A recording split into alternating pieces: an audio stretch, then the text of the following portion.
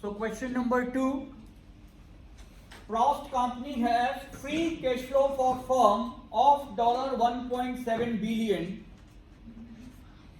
and free cash flow for equity of $1.3 billion. Frost WACC means weighted average cost of capital is 11% and its required rate of return for equity is 13%. Free cash flow for firm is expected to grow forever at 7% and free cash flow for equity is expected to grow forever at 7.5%. Frost has debt outstanding of $15 billion. So point number A, what is the total value of Frost equities using the free cash flow for firm valuation approach? And point number B, what is the total value of Frost equity using the free cash flow for equity valuation approach? So we have to find out equity value by using both the approach, free cash flow for firm as well as free cash flow for equity. Okay. So how to start this particular question? First of all, we are going to use the similar type of concept which we studied in last week, GGM model, Gordon growth model.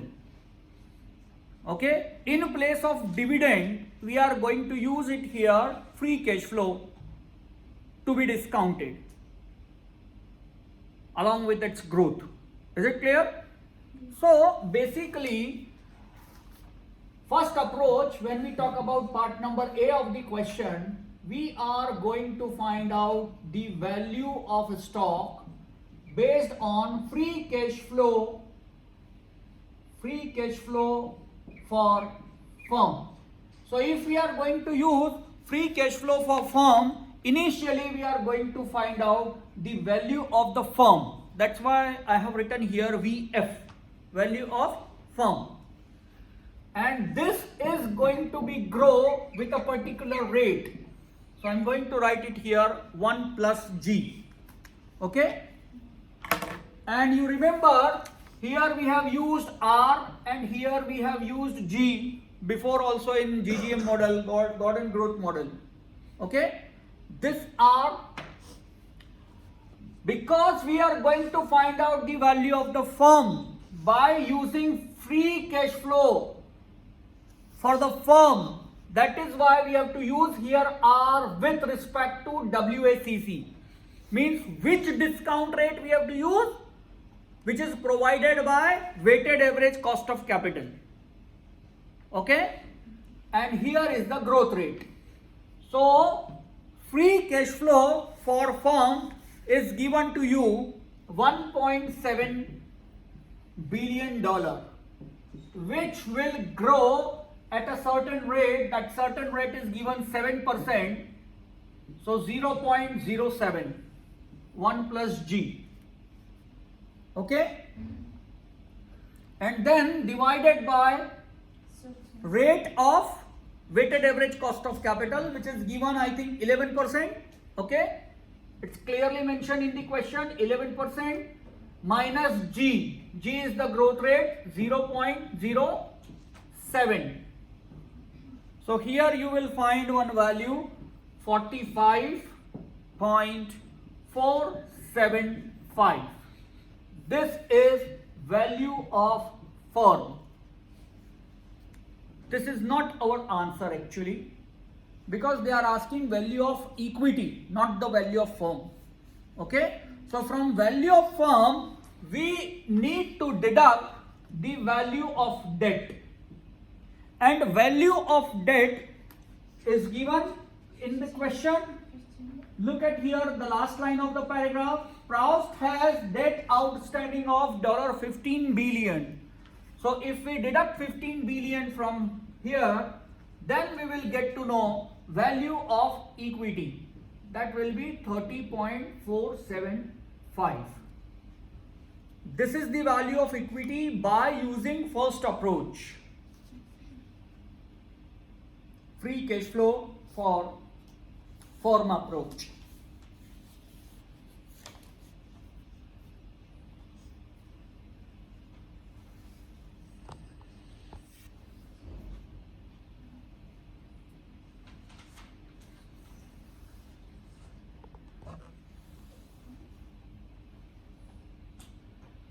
And now going to solve the B part of this question, in which they are asking to calculate value of equity again by using free cash flow for equity purpose. Free cash flow for equity. Okay.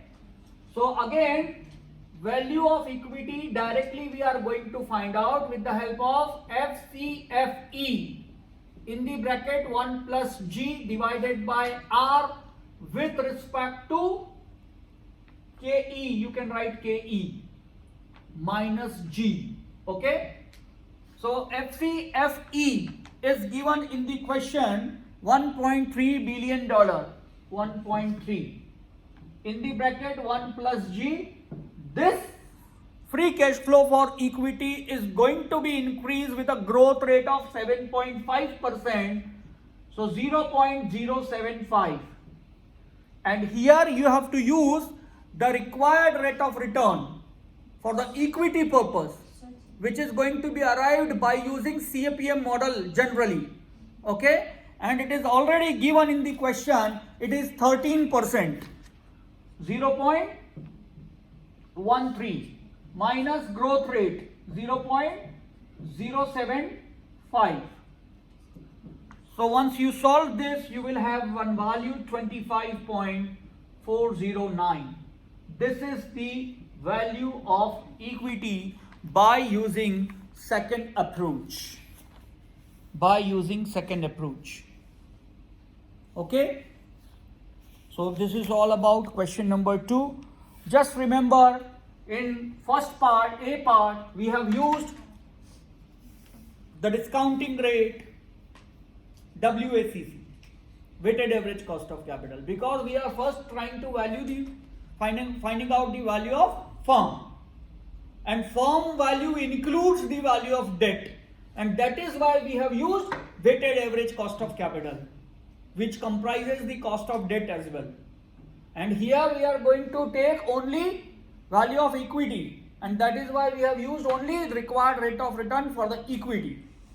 That's the main concept here. Okay.